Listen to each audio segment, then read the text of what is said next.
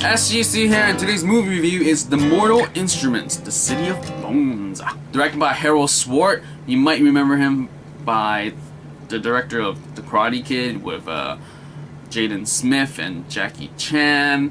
And then he also actually directed by Agent Cody Banks back in the,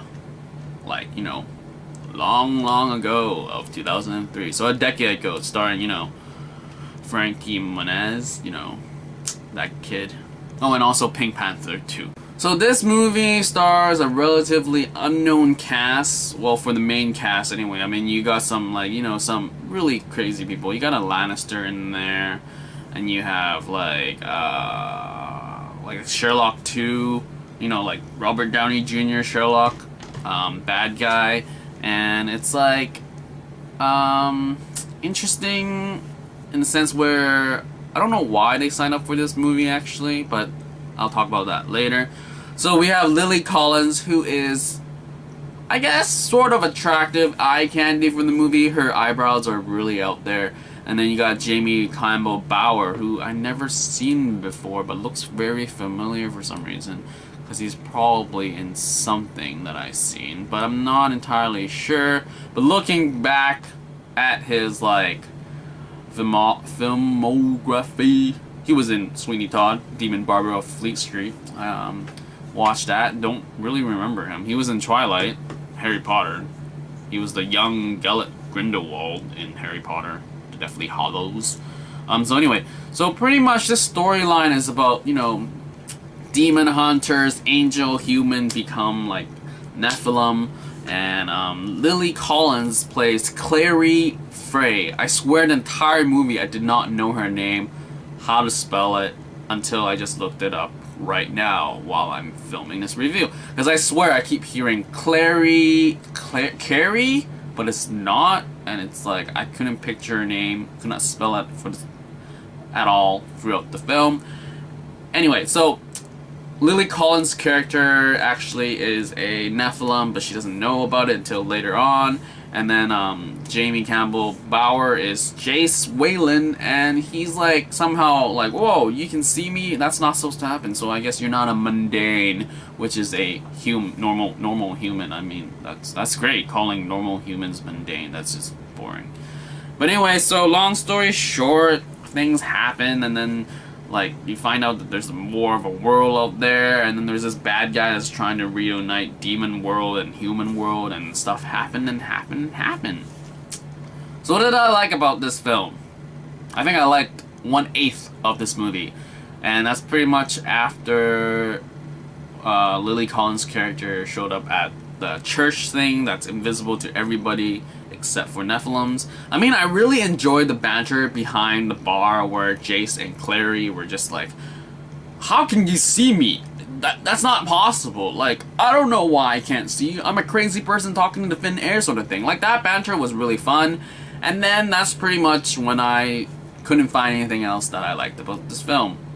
I haven't read the book, to put that out there right now. I didn't really expect anything. I saw some trailers and oh, there's monsters and demons. I wanted to check that out because I'm always a sucker for character designs for demons and just monsters and everything and that. So I was okay, I don't care about the storyline. I know it's a young adult Twilight-esque sort of thing, but I don't know. I just want monster designs. And then when the movie starts, I found out there's a Lannister. I'm whoa, there's a Lannister in this movie. That's amazing. I really look forward to that. And then there's that Sherlock 2 bad guy, and I'm okay, that's cool. And then there's that Tudors guy too, and then I'm whoa, this is a good, these are sort of established roles for these movies. And then but yeah, that's it. I mean, this movie does commit all the irks and pains that I have been voicing out in most of my movie reviews. It's Fighting editing, really horrible. If you know what I mean, is that near that fight scene, bad.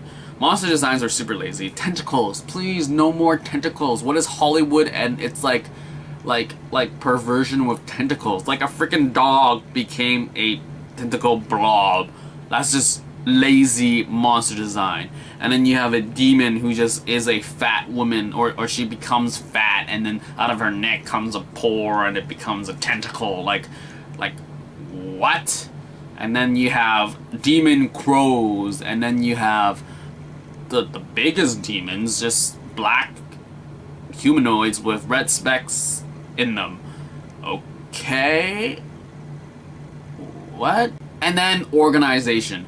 Like when you boast and when you world build about organization of something grand that we're everywhere on Earth saving everyone's lives, I expect to see or just talk or mention why in an entire facility there's only 4 people. Like, sure, I know it's a drop-in center, but at least make it more realistic and have more red shirts. Like when you have demons and vampires and warlocks and everything that can really kick your ass and kill you, throw some red shirts. Give me some death. Maybe like I'll be more invested into the storylines and ooh, they are a threat. But no, we get random werewolves that I don't give a crap about, and then you fit the stereotypes. And werewolves means mechanics and, you know, like biker gang is werewolves. Like I don't know if that's addressing the story. I don't even want to talk about the story because I knew what I was getting myself into as like the storyline.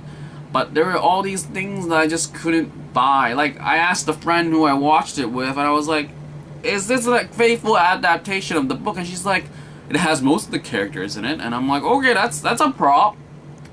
But why would you focus on shoving as many as characters as you can, but then sacrifice character development? I mean, by the end of the movie, I did not understand why Clary and Jace got together, or like how did Jace all of a sudden fall in love for this like girl, and then the bad guy's like motivation is just like, I'm not really sure what you're trying to do, and when things happen, I was like, I don't really care about anybody, or like there's this twist that happens, and I'm like, nope, I do not see your motivation. Like, what happened to you? What? So, what? So, all in all, I had no expectations for this film, except for monsters designs, and that totally fell flat on my face when tentacles ruled the monster design. That's just lazy, and I really hope there's no more tentacles, because, I mean, I got even, like, Superman Man of Steel has tentacles. What is up with that? Like, are Hollywood execs going like, most, like, worldly known thing that everyone's afraid of?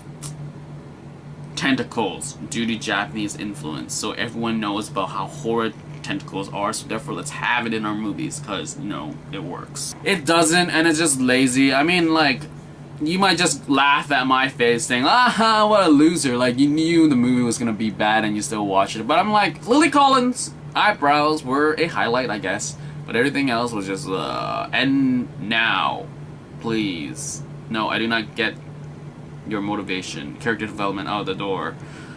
Laziness. Like, it could have been easily done if you cut off a lot of the cast, cut off a lot of the arcs. I mean, Godfrey Gao is Magnus Bane in this movie, and right now in Hong Kong, there's character posters, and he's on the far right, and I'm like, dude, you're like in the movie for less than 15 minutes. Why do you have a poster for your face? Like, I know it's Hong Kong, and he's the only Asian guy in this film, but still, like, they could at least made his character bigger or made him look like he was useful. I mean, he's a freaking warlock, and he didn't do anything but, hey, let me use some sprinkle potion stuff to help your friend that's just really too full of himself. Anyway, I can just go on and complain, but pretty much review is done. Yeah, lazy film. It could have been easily so much better, like if you just spend it more time on character developing rather than just random, you know, CGs isn't that amazing either. And monsters, make your monsters more like crazy, please. I know you're gonna have a sequel because it's a trilogy book or whatever, and you have enough content for like a prequel trilogy coming out too, so work at it. I mean, your budget is like $60 million, and when I'm checking Wikipedia at this moment, it made $14 million at the box office. I wonder how that's gonna go. But anyway, I hope the second movie would be better. I mean, Hunger Games was a good adaptation of, like, you care for these characters. That's all you need to do. It's caring. You don't adapt a book so it looks like the book, but it doesn't feel like a good movie. Like, the core of the thing should be a good movie higher than adaptation. Like you're not gonna fit everything in, so don't bother. Just make the movie sort of feel like its own sort of vehicle sort of thing. That's the biggest thing. But anyway, that's all. I'm done. No. Bye bye.